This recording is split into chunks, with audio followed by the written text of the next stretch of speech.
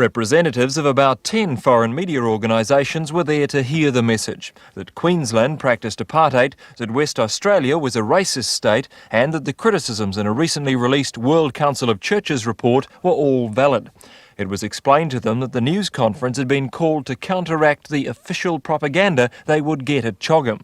That comment, coincidentally, closely followed the release at the Heads of Government meeting of a government paper on Aboriginals.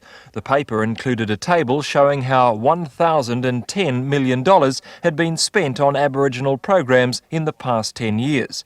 And while admitting the situation for Aboriginals was imperfect, claimed it was quite untenable to equate it in any way to the harsh and legally entrenched racial discrimination practiced in South Africa.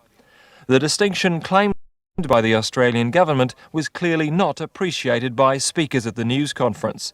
They accused African and Third World leaders and Mr Fraser of grandstanding over apartheid in South Africa, while ignoring similar conditions in this country.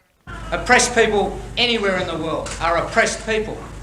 And if you're going to support the oppressed people in Southern Africa, which we do, and we have actively and continuously for many years, then we consider it only to be consistent and not hypocritical to also support the oppressed black people in this country. If they don't do that, and if they're not prepared to talk to us whilst grandstanding at the same time about apartheid in South Africa, then we can only come to the logical conclusion that they are behaving like hypocrites. Mr Foley called on African leaders to boycott next year's Commonwealth Games in Brisbane, a call echoed later in the day by the National Aboriginal Conference. He said it was the aim of Aboriginals to make Australia as isolated as South Africa.